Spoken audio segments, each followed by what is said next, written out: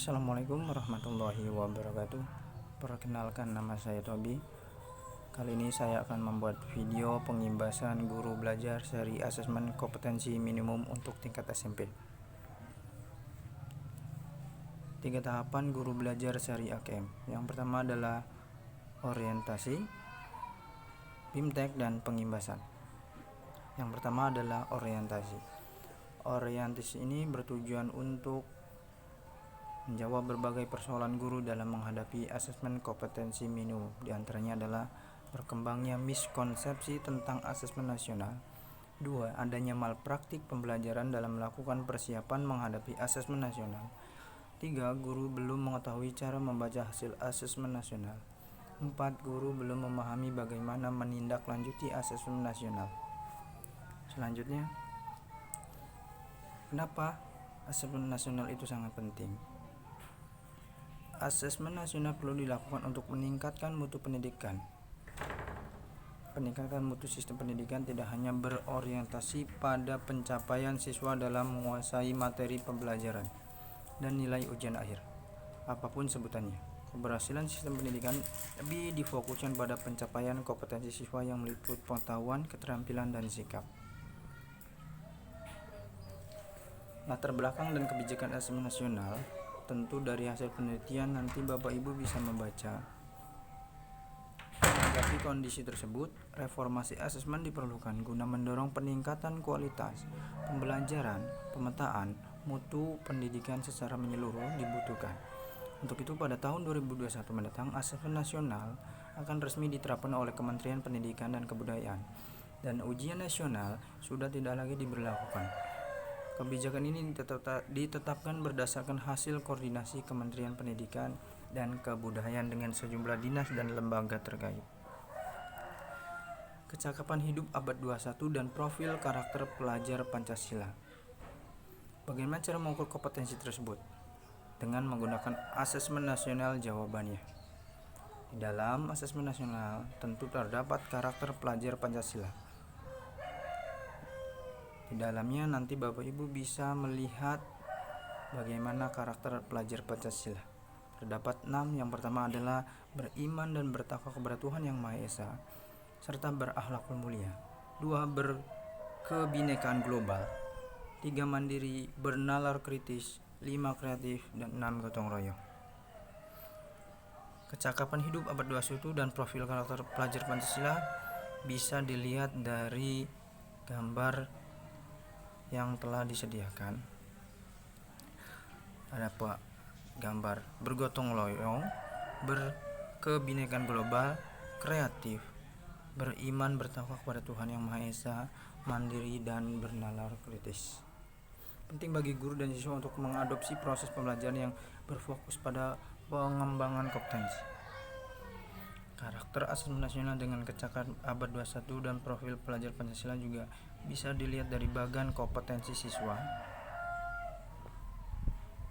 Ini adalah keterkaitan asesmen nasional dengan kecakapan abad 21 dan profil pelajar Pancasila. Yang kedua adalah BIMTEK. Di dalam BIMTEK ini kita harus mematuhi segala instruksi pembelajaran dengan teliti, mempelajari secara seksama, mengisi kuis, diskusi dengan sebenar-benarnya, dan melakukan latihan secara mandiri dan berkala. Pada program ini kita akan belajar mengenai konsep asesmen nasional, teknis pelaksanaan, butir soal asesmen literasi, butir soal asesmen numerasi, dan tindak lanjut laporan. Hal ini sudah saya lakukan di bimbingan konsep asesmen nasional. Bisa dilihat di sini ada informasi tentang asesmen nasional. Asesmen nasional adalah program penilaian terhadap mutu setiap sekolah, madrasah, dan program kesetaraan pada jenjang dasar dan menengah.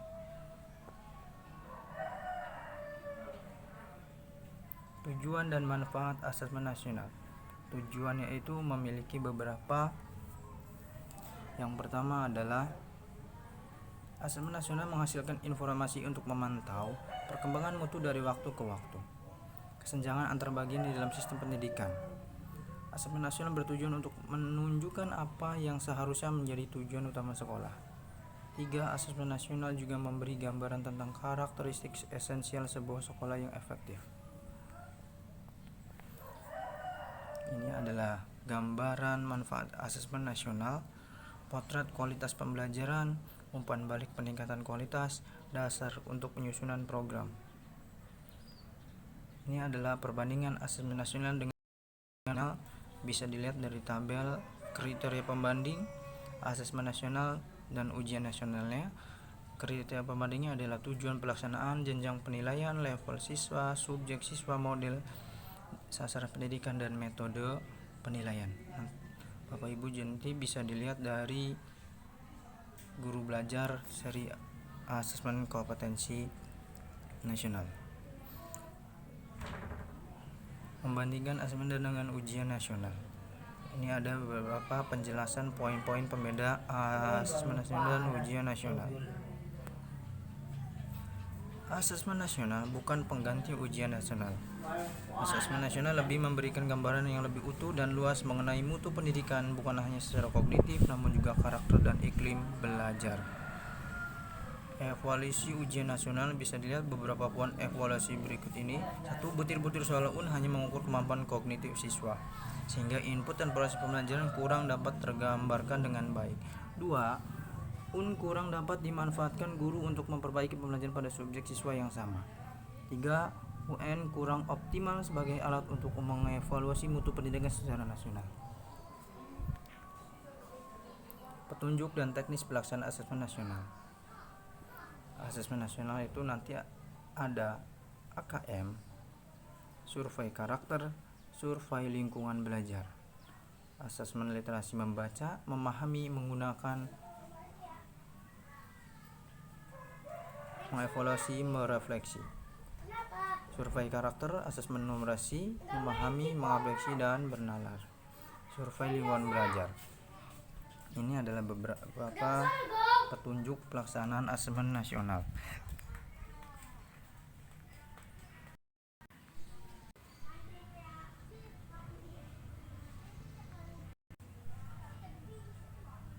Kriteria peserta asesmen nasional.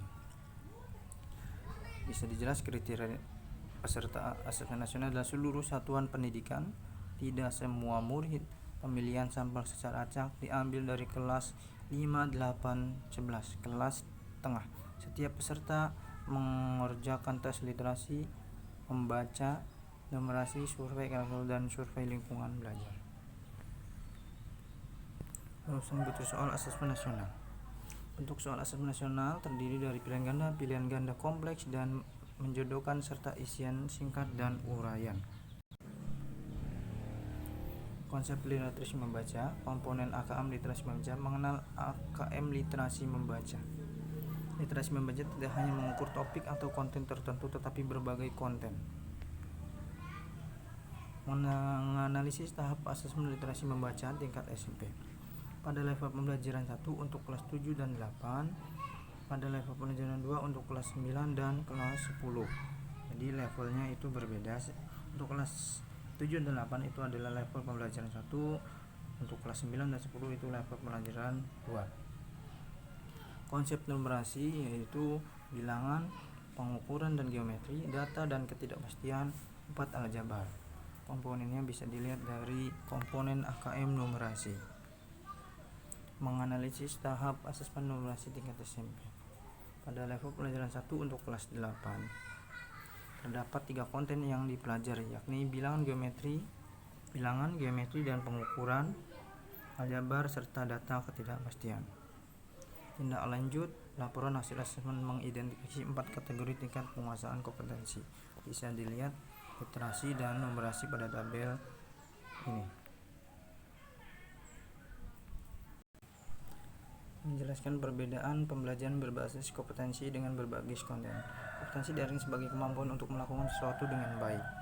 Nanti ada pembelajaran berbasis kompetensi dan berbasis konten.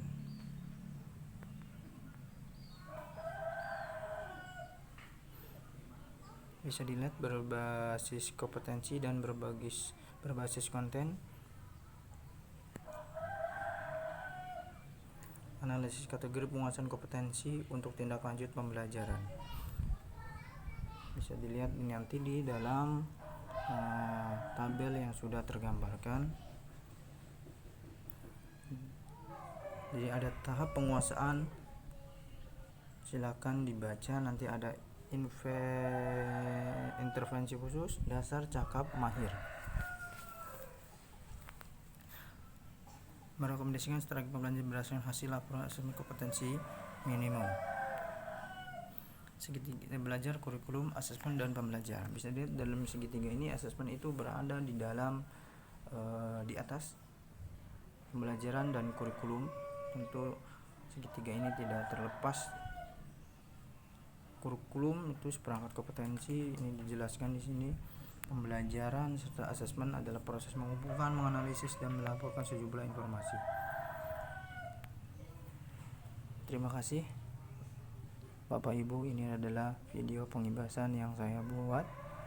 Saya akhiri, wassalamualaikum warahmatullahi wabarakatuh.